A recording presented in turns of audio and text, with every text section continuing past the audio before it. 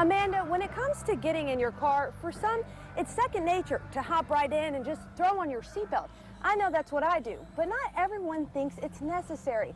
That's why Click It or Ticket was invented. And so far across the state, statistics show it's been a major success.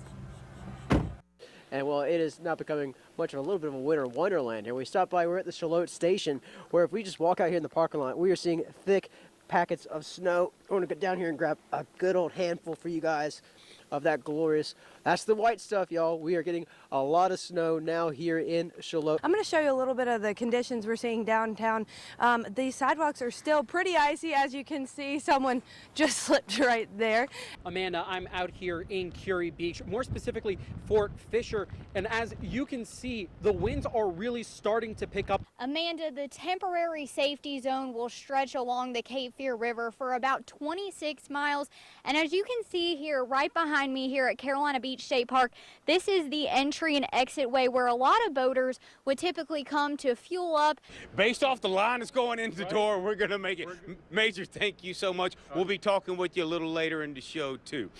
All right, pan with me, Sarah. I told you, we got kids of all ages out here. Everybody, let me lean down. Everybody give a wave to the camera. They are part, yeah, they are part of the crew that has been joining us.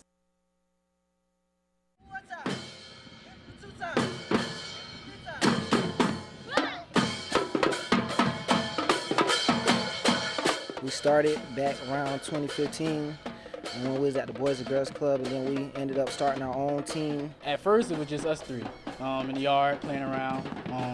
One of the directors bought some drums from somebody we knew back in the day. Turned out that we started getting band members. We teaching them this so they can have other avenues to get out of the projects. We dance and do stuff that we can kind of get away from everything else that's going on in the neighborhood.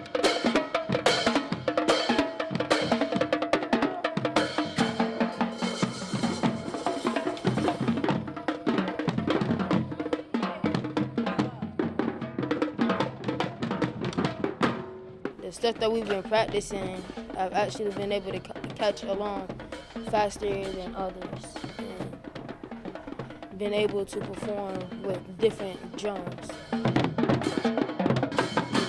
I like it about it because we have creative stuff.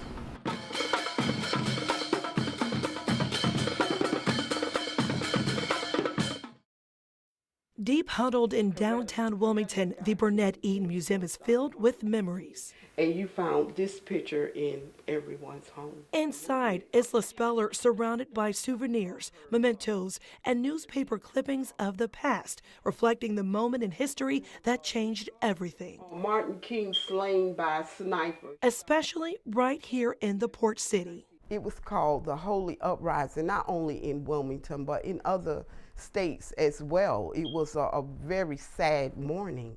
Just a few days before he was assassinated, the legendary civil rights leader was supposed to be at Williston. He was scheduled to come to Wilmington prior to the sanitation strike. So he went to calm some of the rioting that was taking place, or rock throwing that was taking place in Memphis. Isla says people here planned a memorial at Williston after his death, but were not given a chance to mourn Dr. King. The mayor, the police department, they moved the curfew up to 3 o'clock, so Wilmington did not get the opportunity to memorialize Dr. King. I still have a dream. Yeah.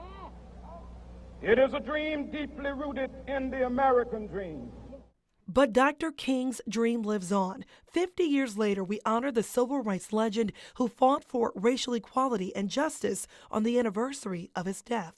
Together on April the 4th, 2018, we now can come together and, mourn together, laugh together, and rejoice together.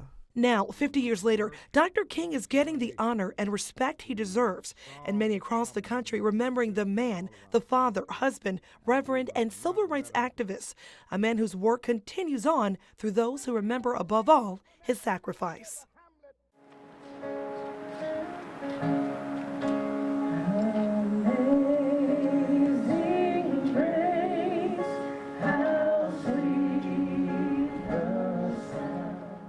It's a horrible tragedy that the United States suffered, tremendous loss of life.